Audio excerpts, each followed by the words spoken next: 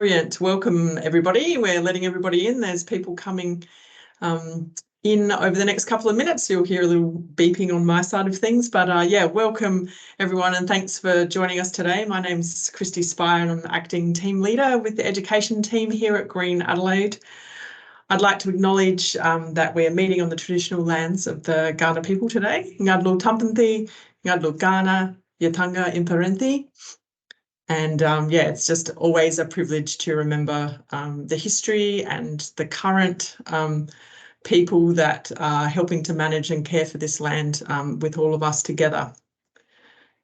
Yeah, so we're really excited to welcome you along to the 7th installation of our Green Adelaide seminar series, which we're running to help share our work and the work of all of our partners as we work together to help cool, green and wild and make Adelaide more climate resilient.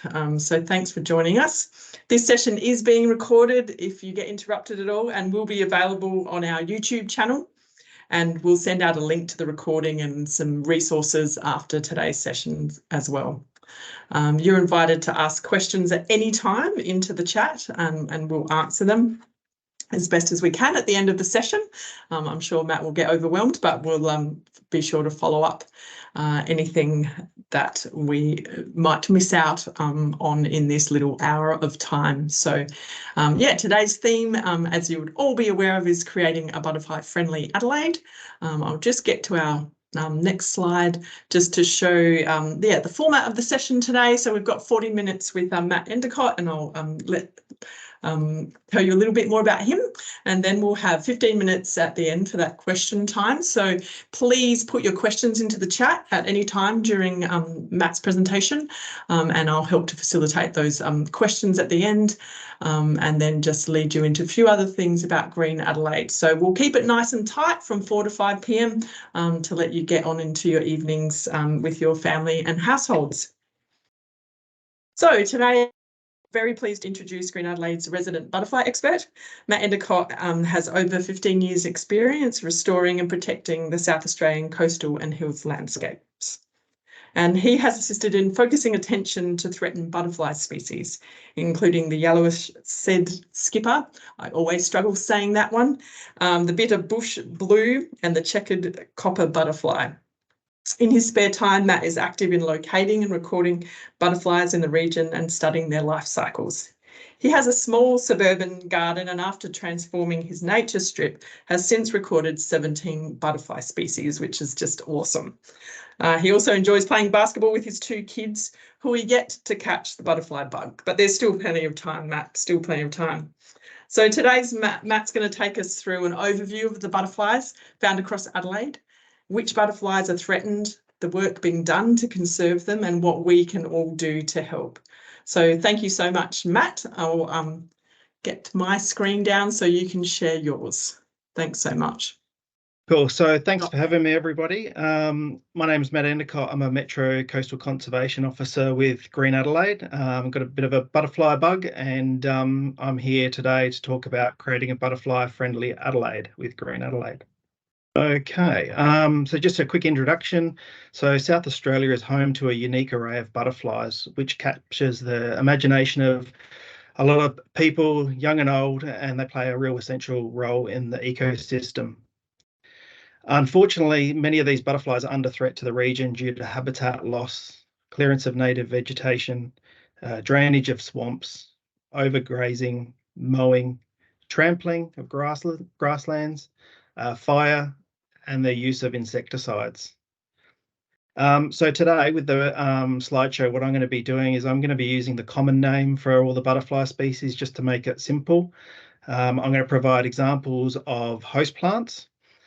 Some of the photos may include eggs and ant associations as well.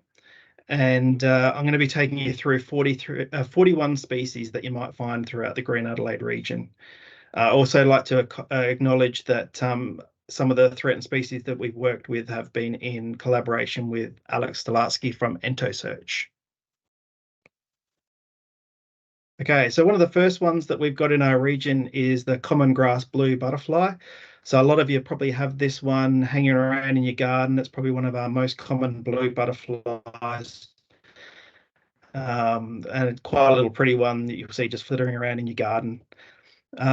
Some of the plants that you might find this one going to in your garden, which are really good to attract the butterfly, include Lotus australis, Hardenbergia, and Cullen australisicum as well. And you'll sometimes see the larvae attended to by ants as well on this little butterfly.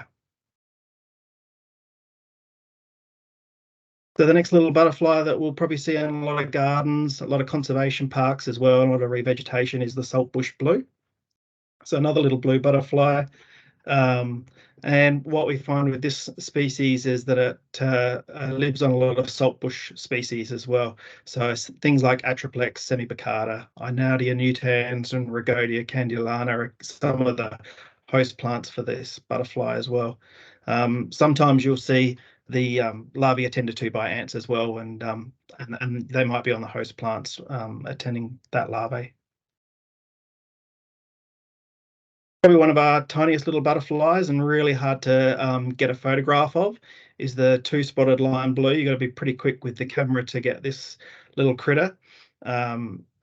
These guys tend to breed on acacia species like Acacia pycnantha, Acacia ligulata, and other acacia species as well. Larvae are basically attended to by ants on the plant.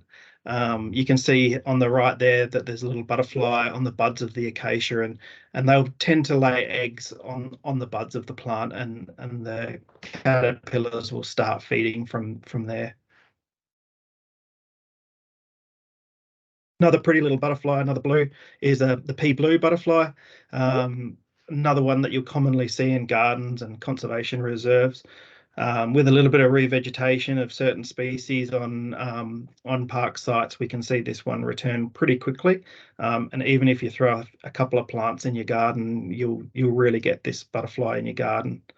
Some of the host plants, what I've seen in the field is Lotus australis. It loves Lotus australis. Apparently Canadia prostrata is another host plant, but I'm yet to see that one on that plant. But you'll find little ants attending to the caterpillars as well. And on the flower buds, if you look really closely, you actually see a lot of the eggs that have been laid as well on that butterfly. So that's a pretty cool one. It's got a couple of little eye dots down the bottom there on the hind wing, and you can see a couple of little tails as well on the back of the butterfly.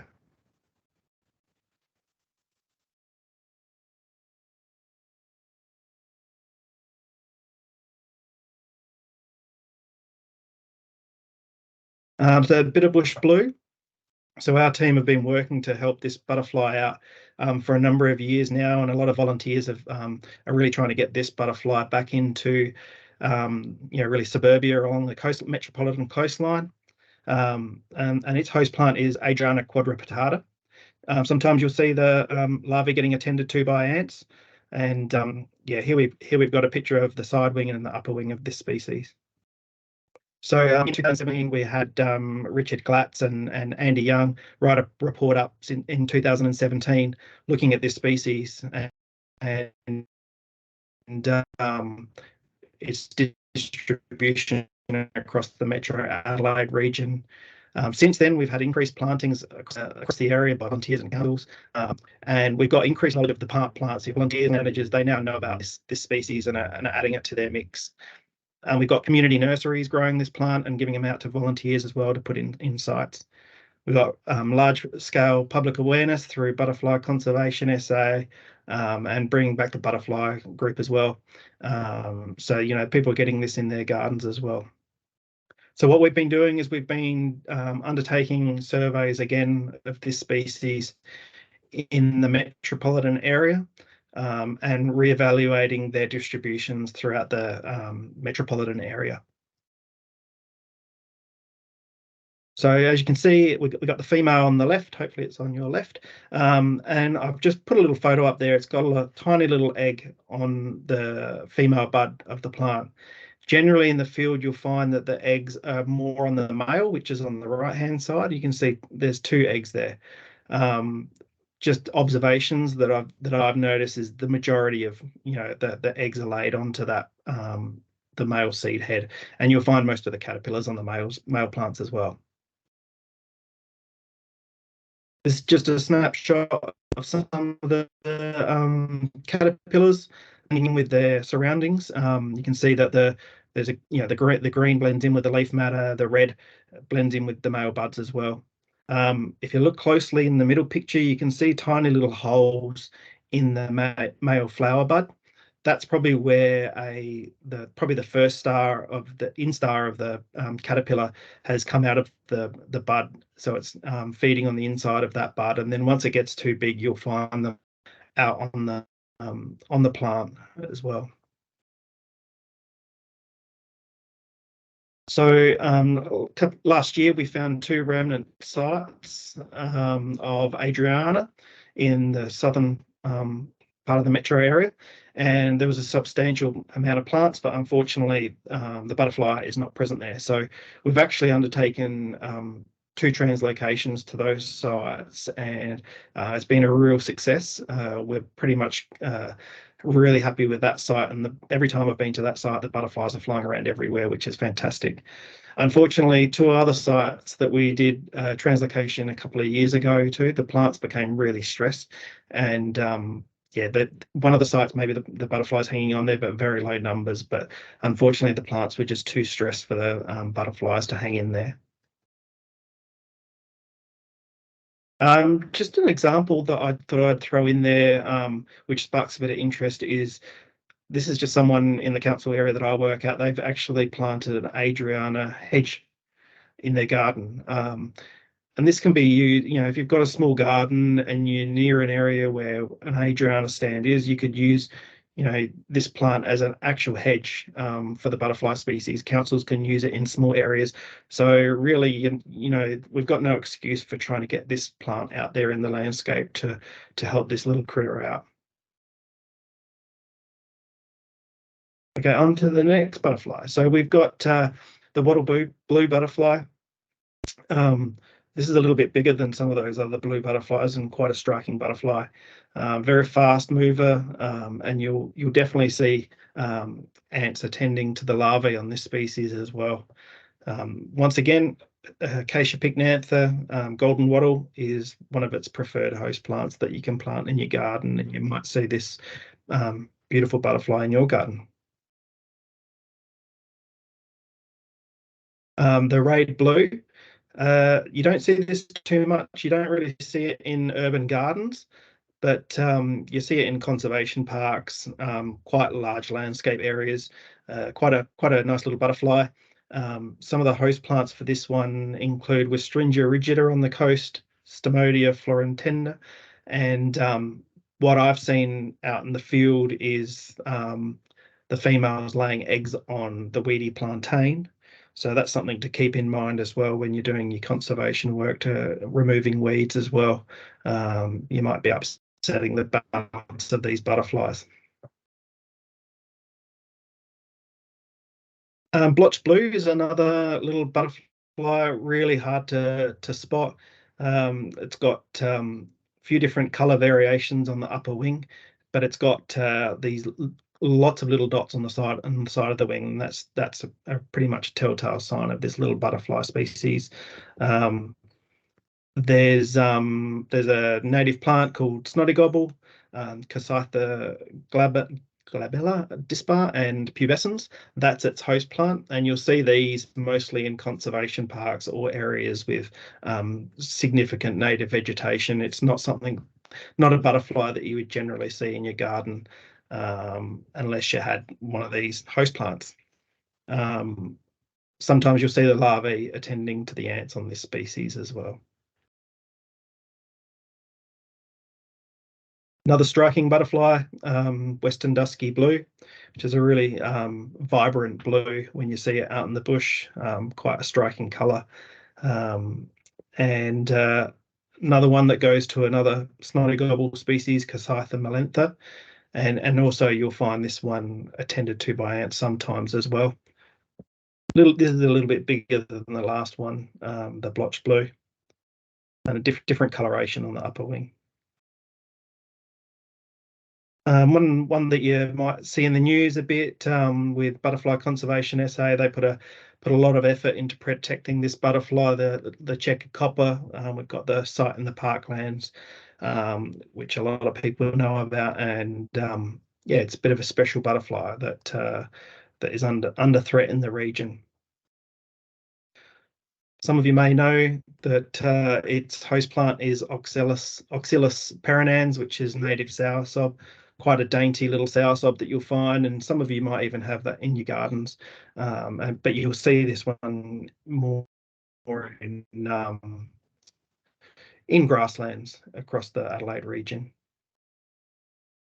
So some of the things that our team have been doing at Green Adelaide include surveys in the Fleurieu region, the northern suburbs, hill space zone and the parklands to see how far this little copper butterfly is distributed through the area.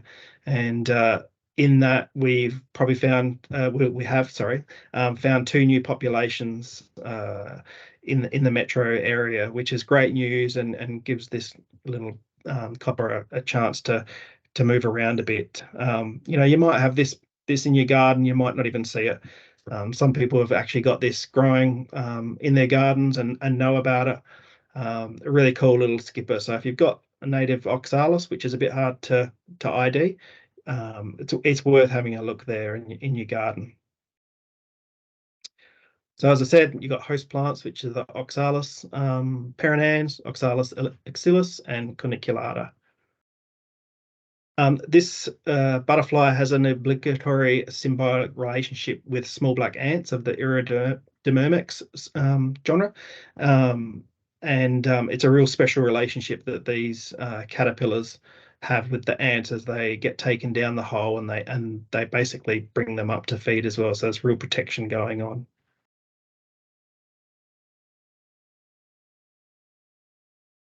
Fringed heath blue, you're pretty lucky if you see this guy around. Really, you need high quality vegetation. So conservation parks, managed bushland areas where the host plants are readily available and it hasn't been disturbed too much. It's a really cool butterfly to see when you're out in the field, but very, very tiny, very quick. And if you disturb them, they'll take off really quick. So this one goes on Eutaxia microphylla and Poltonea largiflorens, and sometimes you'll see the ants attended to by, the larvae attended to by ants. So another blue butterfly is Acilius blue. This little one, same thing you'll see in conservation parks mainly. They live in colonies, and they breed on Acacia pycnantha. And you'll definitely see the ants attending to the larvae of this species when you're out on site. You'll generally see this species on the ants. The caterpillars will be on Acacia pycnanthas about knee to waist height, and quite like burnt-looking Acacia pycnanthas. So, some of these colonies, they stay in colonies, and if there's controlled burns, it's something to be aware of when you're burning out Acacia pycnantha stems. Okay, onto the azures. So these are really big, beautiful butterflies that live on mistletoe species in South Australia. So Satin Azure, as you can see in the photo, these are really hard to take photos of with their wings open. I'm sure some people have. You can see a vibrant blue in the background there, and yeah, it was one thing I'd love to get a photo of their wings open, but very hard. So a couple of the host plants include Amioma pricii, which is wire-leaf mistletoe, or Amioma mcquillii. The larvae are definitely attended to by ants on this species, and yeah, it's quite a striking butterfly. You'll see these guys up on the canopy of the trees, just flying around really quite fast, and you've got to wait a while for them to stop. One of the projects we've been doing is to try and link up some of these sites where the host plants are found, and we've actually been trialing some spreading of mistletoe seedlings, Amiema precii, on some of the host plants to see if it's successful in linking up those landscapes for this little butterfly to have a more of an extended range into the areas that it once was.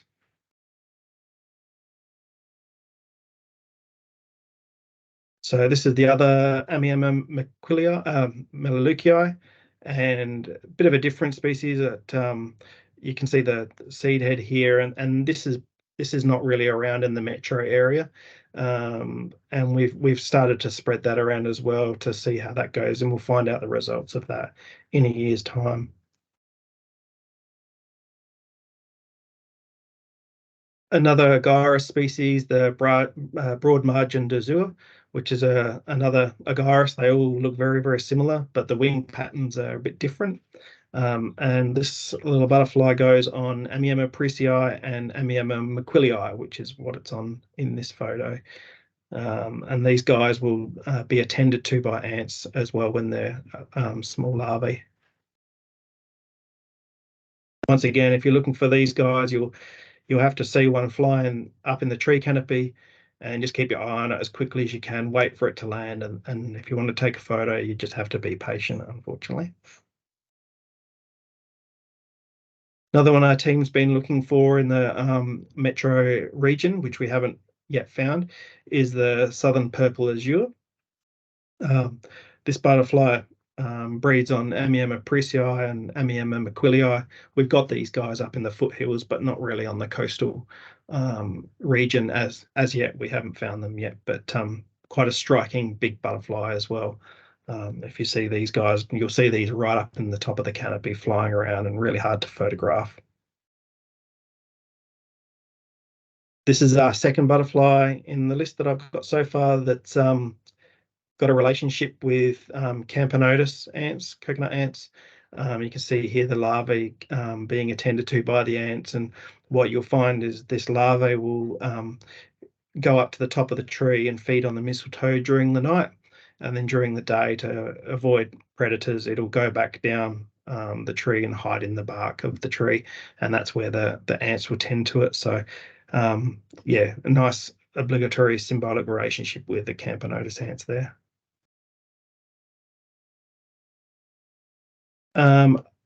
Olane Azure, I love this photo. It just blends in so well with the bark. When I put it up on my computer, I was pretty impressed with how well it blends in. So cool. This butterfly was taken down at Alding Scrub, and these guys live on Amiema precii, mcquillii, and pendula, and just another Agarus with a different wing pattern on the side. And once again, another one hard to photograph with its wings open. All right, moving on from the Agarus species is we've got southern grass dart. So some of you may have seen this one in your garden. This little butterfly will fly around like a jet in your garden, and you might have a few little you know, 1 to 2 or even 4 in your garden, and it's something that you can photograph quite easily in your garden if you're around. Some of the host plants that this butterfly will go on to is Themata triandra and Microlina stipoides. But if you've got things like kikuyu in your garden as well, they'll also breed on kikuyu in your garden. But it's one to keep an eye out for in summer when you've got flowers in your garden. White-banded grass dart, smallest one of the skippers. It will look, when it's flying in your garden, you'll probably think it's the southern grass dart, but if you get a picture of the side wing, you'll see this beautiful white stripe, and it's quite visible as well.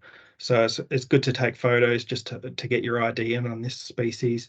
Once again, you've got native grasses, Themata triandra, Microlina, Ostrostipe, Ostrodanthonia they'll breed on.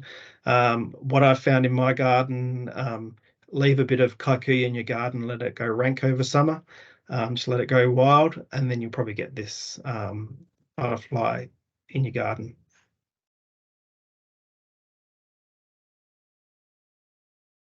So orange palm dart is a butterfly that's been introduced to Adelaide, and it's probably more widespread than we know. with people's gardens having palms in there. It was introduced to the Adelaide Botanic Gardens when they put in a palm area, and you pretty much find this species across the Adelaide region now in people's gardens and in the botanic gardens. So keep an eye out for this one. It's a little bit bigger than the two skippers that you've just seen.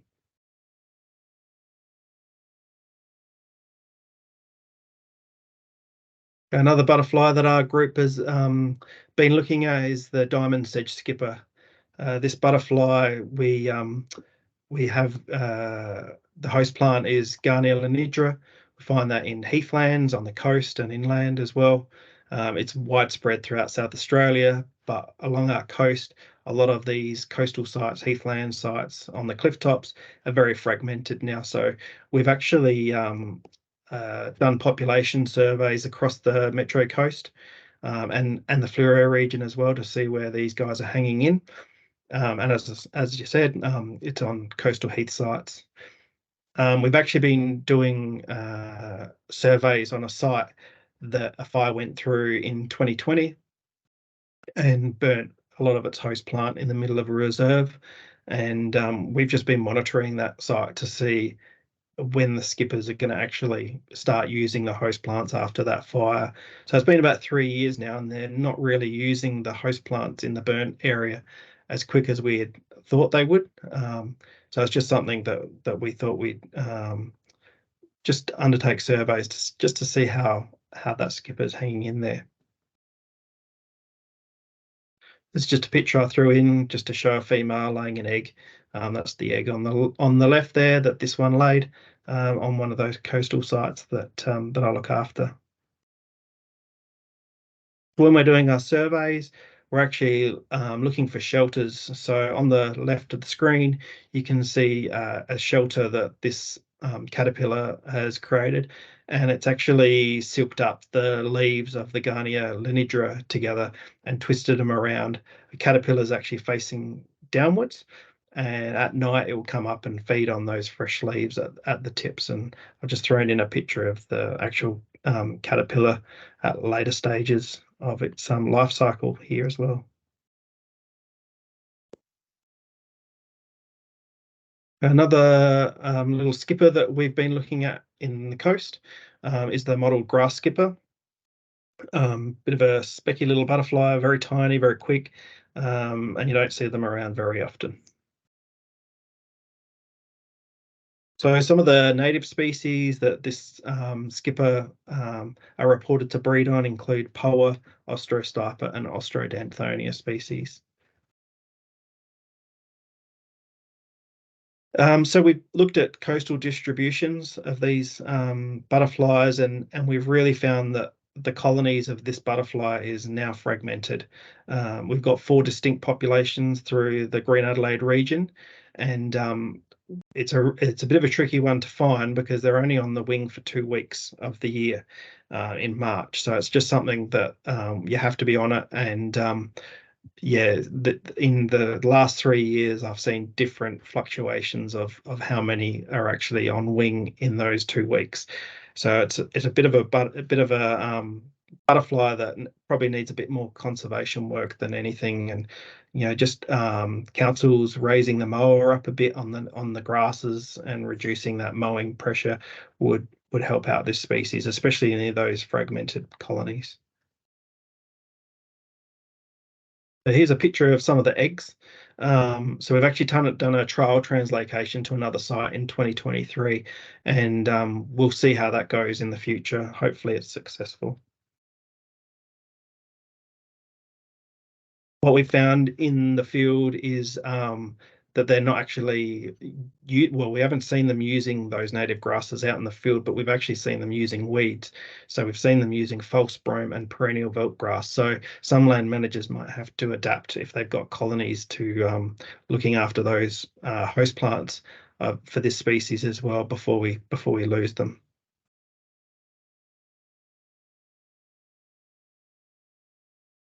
So we've got the yellowish sedge-skipper. So this is one that our team have been working on for the last few years since I've been around.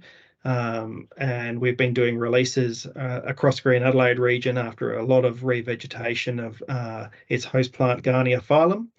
And yeah, we've had success on one of our sites, which is fantastic news. So really cool little skipper that's hanging in there in some of the sedge lands across the state, which is really cool. So some of the host plants include Garnia phylum, Garnia justa, and Garnia trifida across the region for this butterfly. So we undertook a trial translocation at Alding Washpool, and basically we took a number of pupa from a donor site and released them into Alding Washpool. And so far, that site's been really successful. We've also been working with a number of other sites in the north and golf courses as well. So we've undertaken releases of this species. We've been doing post-release surveys. We actually found that at Alding Washpool that someone lit a fire into the washpool area and burnt some of the Garnia phylum, which we were worried about, but this was just after our release, and we actually found the first caterpillars on the fresh growth of that Garnia phylum. So the year after that, we actually used fire and had a couple of Ghana contractors burn patches of Garnia phylum to help this little skipper out. And we've been undertaking post-fire surveys as well to see how well this butterfly actually likes the fresh growth of Garnia phylum. As I said before, there's been a lot of revegetation throughout the state for this little butterfly, especially up in the north of the state as well. So far, we've definitely got one successful site, and obviously we're working with metropolitan golf courses as well as our council partners and parks staff to try and increase Garnia phylum and to get sites prepared for more releases of this cool little butterfly. All right, so this is probably one of my favourite little skippers, Phagelia skipper. You'll see this one up in the hills, probably more the foothills, and up a bit higher as well. The host plants for this little skipper include Lomandra densiflora, Lomandra nana, Lomandra multiflora, and Lomandra fibriata. Yeah, really cool little butterfly. And if you see it, you're very lucky. This one looks like a real fresh photograph that I've taken. And you'll see this in areas of high conservation area. So you probably wouldn't get this one in your garden unless you live next to a conservation park and you planted some of these species next to it. And you might be lucky enough to get this little skipper in your garden. What I find with this one is it really loves to nectar off Pimelia species up in the hills. So it's something to keep an eye out for if you're trying to take photos of this one. Another one is the flame sedge-skipper. Unfortunately, I took a photo of this one on a weed, but it loves the nectar of this plant. So this is the flame sedge-skipper, and this butterfly lives on its host plant is Garnia cibriana and Garnia trifida, and same sort of habitat. It likes pristine kind of undisturbed areas like conservation parks as well. So very, very vibrant colour gets its name from. The next one is the 3-spot skipper. So I haven't seen this one in the metro area or in the hills yet. This is a photo I took somewhere else. There's probably reports that it's in the hills areas, so it could be around. There just probably hasn't been any records recently of this butterfly found. So that's something that I'd be keen to find out where this one's hanging in there in the Adelaide region. Host plants included Lepidosperma, Viscidium, and Carphoides, and you'd need really good habitat for this butterfly to have survived without too much disturbance as well. Another one that we might find on the foothills is the varied sedge skipper, and this little skipper will live off Garnia species as well. that will be up in the foothills. Another one that you'd find up in that region as well. And most of you have probably seen the painted lady. Might have come into your garden. You might have walked in the botanic gardens and seen it in the botanic gardens. That's a great spot to find with all the paper daisies in there. So this little butterfly, one that you can really attract to your butterfly really easily by planting some paper daisies, such as native Chrysocephalum apiculatum or Helichrysum leucopasidium, Chrysocephalum semipoposum, or Xerochrysum bracteum, like the big tall straw with the big yellow flowers as well. They're another host plant for this species. And the more that we plant these species, the more that we're going to see them around. Australian Admiral. This one's a bit of a specialist with stinging nettle. So if you're happy to have some stinging nettle in your garden and keep it away from the kids, you might get this butterfly breeding in your garden. There are native stinging nettles that you can have as well. I know State Flora sells some of those. I'm sure other nurseries would as well. But this one, yeah, if you can leave a little spot in your garden for some nettles and you're happy to do that, you'll probably definitely find this one in your garden.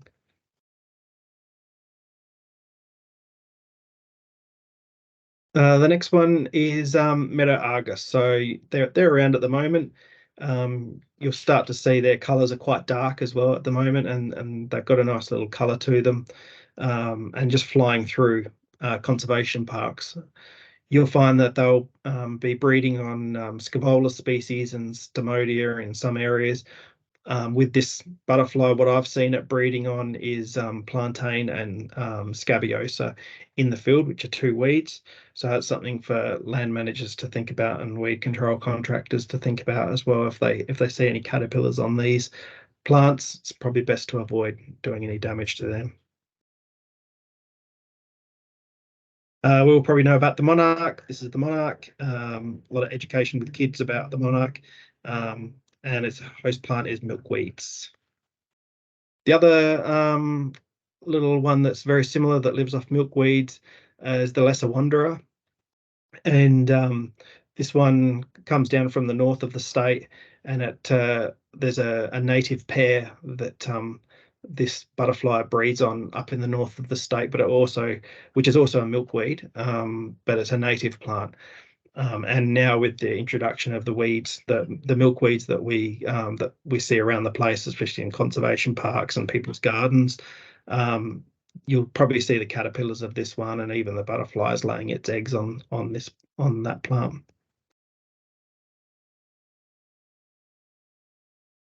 Common brown, another butterfly you'll see in conservation parks like Blair National Park. You'll see thousands of these guys. If you go walking Cleveland, you'll see thousands of these guys. I've got a picture here on the right, and you've got the female up the top and the male down the bottom. If you plant some native grasses in your garden, you might see these guys come into your garden, such as Thematotriandra, Microlina stipoides, Ostrostipa, Ostrodanthonia. So you're starting to see that Australia native grasses are really important for a lot of these butterflies. So if you can get some native grasses into your garden or your revegetation project, it's really important for our butterflies.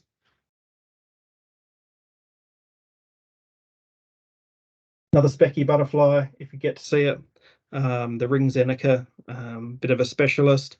Really need pristine vegetation, damp gullies up in the hills to find this butterfly, and you'll see it on.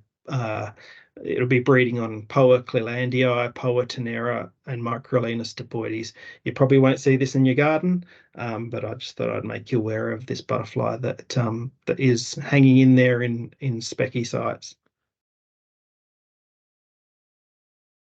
Another one that you'll see in conservation sites includes the clog Xenica, very similar to the common brown, but obviously a different wing pattern. Once again, living on our native grasses, Thematotriandra, Poa, Stipa, Danthonia species.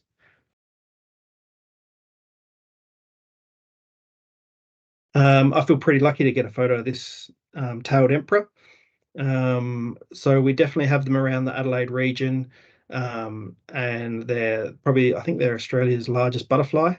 This one's way up in a tree canopy that I saw just having a look, and these guys breed on acacia species or brachychiton, which is the flame trees, which we have in the botanic gardens. We've got in people's gardens. We've got a street tree. So it's just a case of a bit of luck and looking up at the right time, and you might see this species in Adelaide. I think there's people who may breed up caterpillars and let these go as well in the Adelaide region, but they would definitely fly down from the north as well. And yeah, you'd see them interstate as well, but yeah, pretty specky butterfly. Checkered swallowtail. So we've seen a bit of a surge of these guys in the last few years in Adelaide. This butterfly will come down from the north of the state, where there's lots of Cullen australisticum. And if we get the right winds, we get a bit of humidity, we might see them come into our gardens. So some of the conservation parks have got its host plant, Cullen australisticum, and there's a lot of people who plant this plant in their revegetation projects. There's people who plant the host plant in their gardens as well. This is one species I think that people should be looking at instead of the monarch for Adelaide region. I think it's a big, beautiful butterfly that people could be showcasing their kids with instead of the monarch butterfly, and introducing Cullen australisticum to their schools or garden. And the caterpillars are really easy to breed, and you could have these guys flying around your garden. So I'd love to see more of this host plant planted around Adelaide rather than the weedy milkweeds. Another one that we've got is the Dainty Swallowtail in our region, thanks to all the citrus that everyone has in their gardens. This butterfly's come down from the north as well, and it's staying here, I think, forever. What I find, I've got a Tahitian lime in my garden. Just before summer, I tip off all the old growth and I start to get fresh new leaves, and that's when the Dainty Swallowtails come through and they start to lay their eggs as well. And like, this is another one that the school kids could be taking and using it in their class as well. I know I do it with my kids and give them out to their school classes as well, rather than the monarchs as well. Another specky butterfly that's easy to raise. So there is a native citrus glauca up in the north of the state that these guys breed on, but any citrus species that you got in your garden will do, even in a pot. Main thing with this one is to avoid spraying for your plant. A lot of people use white oil on their citrus, and if you want these guys to visit your garden, stop doing it. They don't eat your plants. So another big one that you may see, I haven't seen this one in my garden before, but this is the orchard swallowtail. You probably find this around your citrus species, but you probably need more of a grove to see this one in abundance in the Adelaide region, but it does occasionally fly through. So I just thought I'd throw this one in there just in case people have ever seen it. The red-spotted Jezebel is a specky butterfly for the Adelaide region. Another one that's right up high in the canopy that you got to take a photo of and sit still and wait for it to land. I feel like I've seen these guys a bit more around in the last year or two since I've been butterfly hiking. And this species lives on mistletoes and quandongs as well. I generally see them more breeding on the mistletoes in the metropolitan Adelaide than the quandongs, but they do breed on quandongs. You'll see that in the north of the state for sure. But another specky butterfly species. Another one that we've seen a lot around lately is the caper white. With that humid weather, we get big migrations of this butterfly coming down, and yeah, you see this in your gardens. You see them on the coast. You see them coming in from the coast, and yeah, up in the north. There's a plant called Capparis michilii, which is our native orange. And that's what they breed on up there. We've got plants in the botanic gardens, Wake Conservation area as well, where you'll see mass amounts of these guys. One of the plants that you can plant in your garden is just your normal caper bush, Capparis.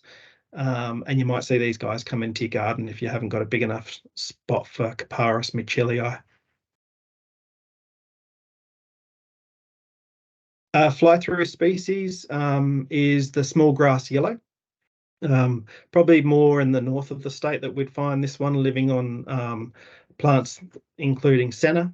But what I've seen in the metro area, it's more of a fly-through species where you'll just see a high-vis little butterfly just flying straight through.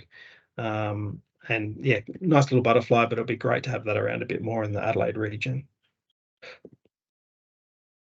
Okay, what have we lost in the Adelaide region? Well, one for starters is probably I reckon the most specky butterfly that we've got in the state is the fiery jewel. So we used to have a small patch of these up in the hills, and unfortunately they've been lost a long time ago. So that's one that we've actually lost.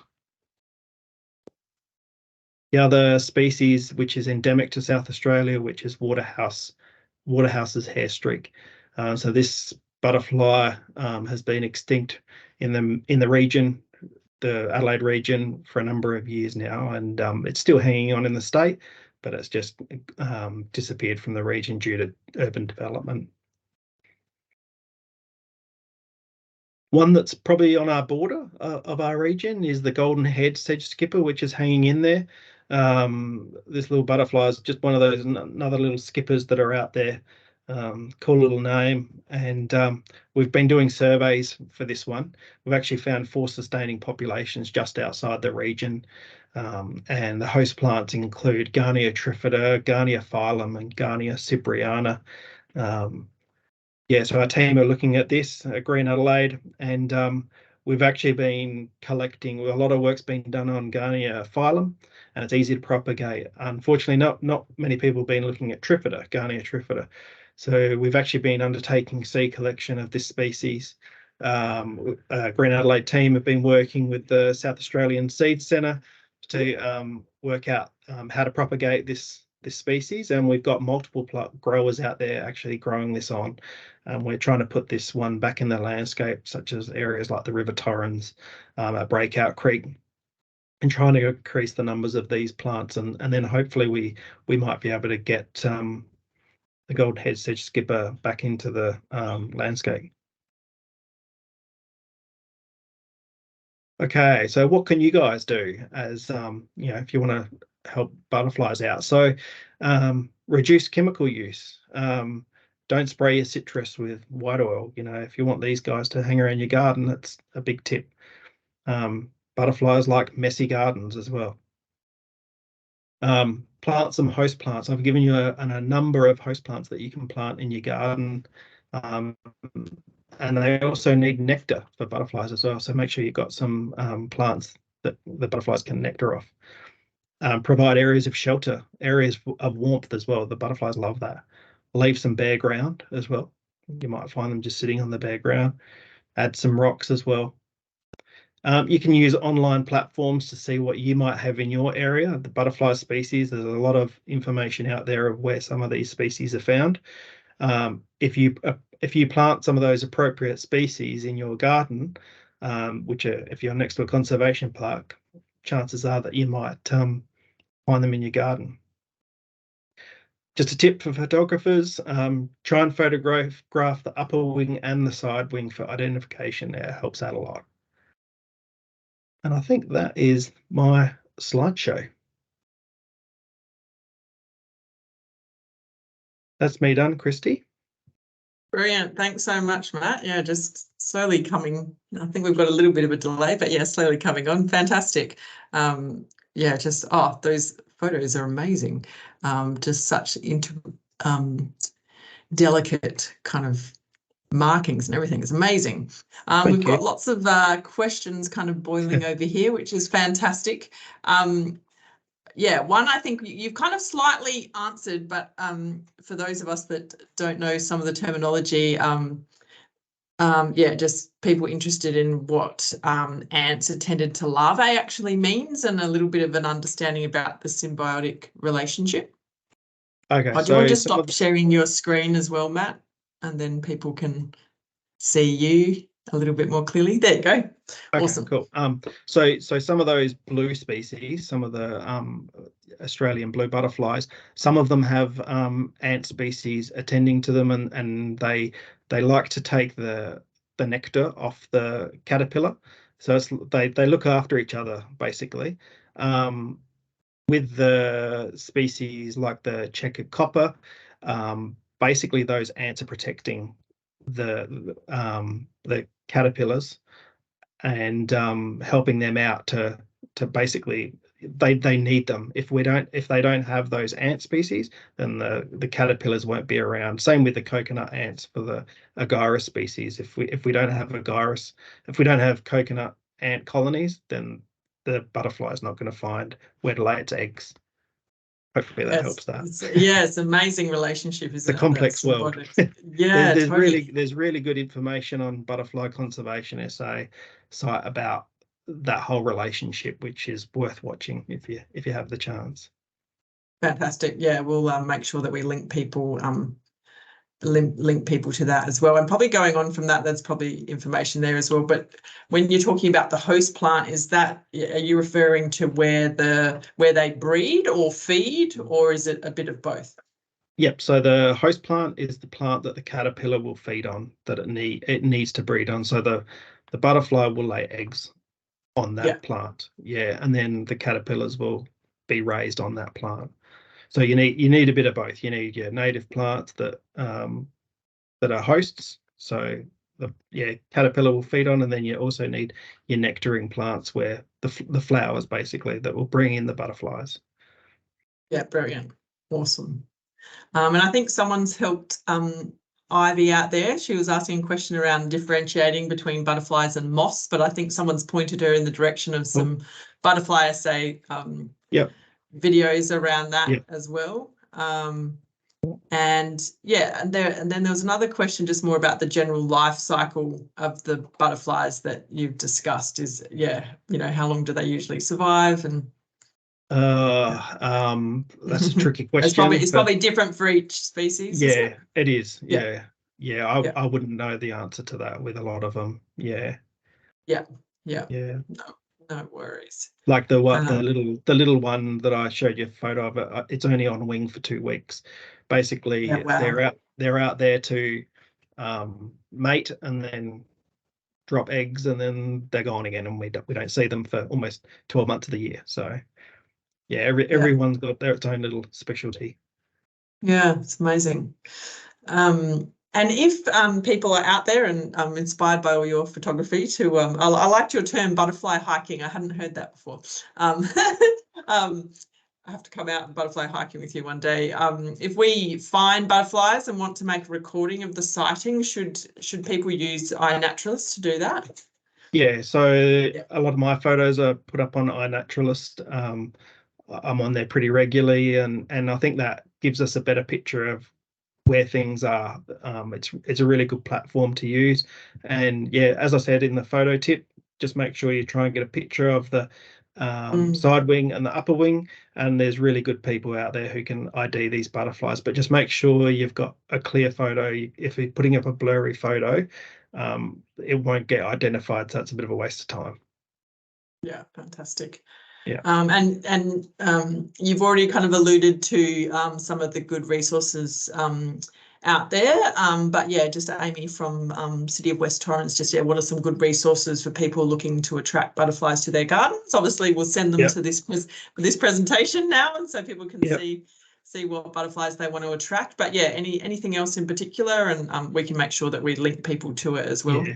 I think we'll just write a bit of a link for everyone, and they can have a look. But really, it's getting out there and seeing what's in the area. You can use platforms like iNaturalist to see what's been recorded in your area, and then use that platform to look in books like Butterfly Conservation book and see what are the host plants for those butterflies, and then you can bring those butterflies into your garden.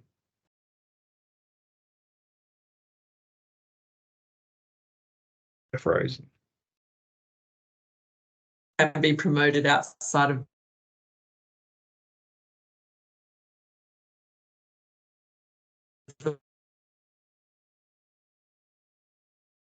Oh, we've lost you there, Christy. Yeah, I don't know what happened there. Okay, well, Did while Christy's coming back, oh no, it looks like you're there, Christy. We just lost I you for a am little bit. here. Oh, okay. Can you hear me now? Yeah. Yeah. Oh, that's strange. Yeah, do you think someone's asking about should we encourage scabosia? Is that a plant? Yeah, so it's a weed. And I think there's enough out there. Oh yes, I think you mentioned that. Yeah. Yeah, there's enough out there. There's other plants that we should be yeah, putting out there than scabiosa. Planting It's instead. pretty much everywhere. Yeah.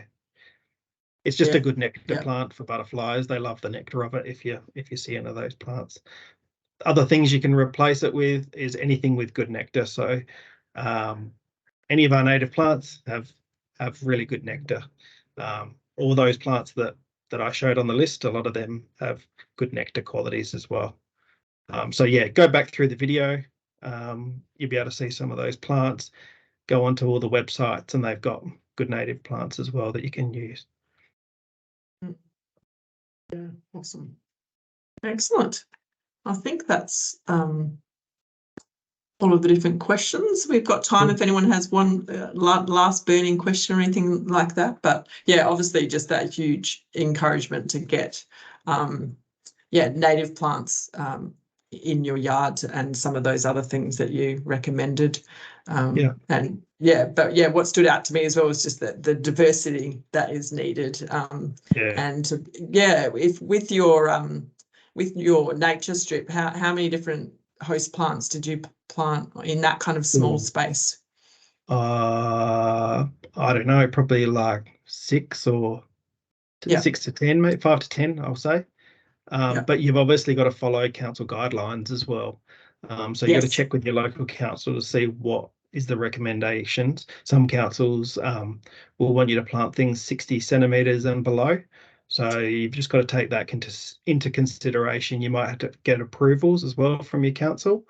I'm at West Torrens Council and they were great. They came and dug up my dolomite for me, put in some garden loam, and then I did the rest myself. So every council is different. You really have to check in with your council first. Yeah, fantastic. Yeah, and Amy's just shared that you can see your verge. I think it's on their virtual verge trail. So we'll send everyone out a link to that because it's always fantastic. I think to obviously a lot of people are involved in bigger re-veg projects, which are very vital. But yeah, looking at what you can do in those smaller spaces within the urban environment and how much you can attract butterflies through a small place of land is always really good, and to kind of see what that looks like and how you can shape it differently for different contexts in your verges and also in your backyards as well. So much better than dolomite. Yes, that is for sure. Yeah, brilliant. We'll make sure that we share all those around and all those excellent beautiful butterflies that people can be attracting to schools and their private land. And happy. I hope everyone can look into the symbiotic relationships a little bit more. It's it's a challenge for us all, I think, in looking at how we relate to each other and the land. It's been a good reminder today about how important those species are, and possibly an encouragement to also look into ant species as well, and what ants we need to have in our environment as well. Do you have any tips on that, Matt, before we go? Oh, there's so many. People. That's a whole other world, I think. Yeah, that is. We'll have to have an ant session. Oh my God. Because just today just highlighted the beautiful relationship between those creatures as well, and ants aren't as beautiful, unfortunately. So it's good to highlight their role with these species as well. So fantastic. Excellent. Well, thank you so much, Matt. And if anyone else has any further questions, they can shoot them through to us. And Green Adelaide is here, and staff are working on these amazing surveys and really tracking all of this work. So thanks to all of you that joined us today, and those of you that will be watching this later on in the comfort of your own home. We'll be sending out lots of links and emails to keep you up to date with what you can do and information as well. It's a lot to take in within 1 hour, and we encourage you to join the Green Adelaide mailing list to receive our monthly newsletters and stay up to date with all the fantastic work that the team is doing. Our next session like this is coming up on Wednesday, the 20th of September from 4 to 5 p.m. And this time around, we'll be talking about inclusivity in environmental volunteering, which we know is super important to be able to encourage people from all walks of life to care for the environment right where they are and in other beautiful parts of our region. So hope you can join us for that. And signing off right on the dot of 5. So thank you all, and we'll see you at the next one.